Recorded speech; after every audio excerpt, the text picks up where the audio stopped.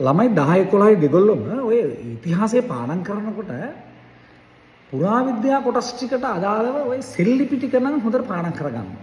ලස්සන පොඩි පොත් පින්චක් හදාගමු සෙල්ලිපි පොත කියලා. අපිට 10 පොතෙන් හම්බුණා පළවෙනි පාඩම අර මතකනේ මේ පළවෙනි නෙමෙයි. දෙවෙනි පාඩමේ අගට මුල් ඓතිහාසික යුගයේ අවරණ කියන වචනේ තියෙන සෙල්ලිපි. අවරණ කියන්නේ අමුණනේ. අමුණු බන්දලා ජලාශ වලට වතුර ගෙනිච්චා.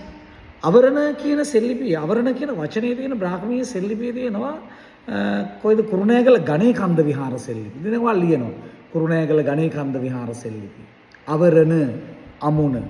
ඊට පස්සේ ඔය දෙවෙනි පාඩමේම අග තියෙනවා ඔය දසගම් නැත්තන් පිළිබඳ සඳහන් සෙල්ලිපි.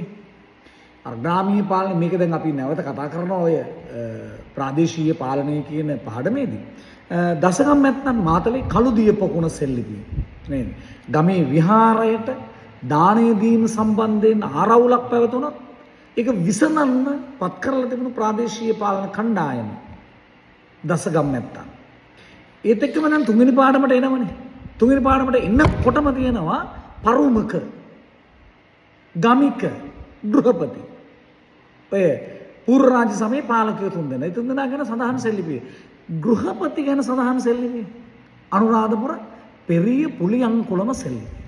සුමනගේ පවුලට අයත් ලෝහ වැඩසිය කර්මාන්ත කොටගත් ගෘහපතියෙක් ගැන සඳහන් වෙනවා. එතකොට ගෘහපති. ගමික. එතකොට ගමික ගැන සඳහන් වෙන්නේ හම්බන්තොට සිතුල් පවුව කොරවක් ගල සෙල්ලිපිය. එතන තියෙනවා ගමික සිව, ගමික සුමන, ගමික තිදන කියලා තුන්දෙනෙක් ගැන කතා කරන සෙල්ලිපිය. ඒගොල්ලෝ භික්ෂුන් වහන්සේලාට ගල්ලෙනක් පූජා කළයි කියන කතාව. ඊට පස්සේ පරුමක සෙල්ලිපිය, දඹුල්ල කණ්ඩලම කොත්ගල් කන්ද සෙල්ලිපිය. තොට බොජක තීර්ථය අනුභව කරන්නා නම් පරුමකයෙක් ගැන සඳහන් වෙන සෙල්ලිපිය. එතකොට ඊට පස්සේ ඔය පරුමක කියන කෙනා රජ හැටියට හඳුන්වාගත් පොච්චනි රජ කියන ප්‍රාදේශීය පාලකෙක් මාතලේ ඇඹුල්ලඹේ සෙල්ලිපි. කැගල්ල යටහලන සෙල්ලිපියෙන් අපිට හම්බ වෙනවා දුහතර රජ කියලා පරුමකයෙක් ගැන තොරතුරු. දුහතර රජ කියලා. එතකොට පොච්චනි රජ, දුහතර රජ. ගෘහපති, ගමික, පරුමක. දසගම් නැත්තන් සහ අවරණ කියන ඔය දෙවෙනි පාඩමට අවසාන වෙලා තුන්වෙනි පාඩමේ එනකොට අපට හම්බ වෙන සෙල්ලිපි ටික. මේ විදිහට මේ සෙල්ලිපි ටික හොඳට බලාගන්න. හොඳට බලාගත්තොත් ඔයාගොඩ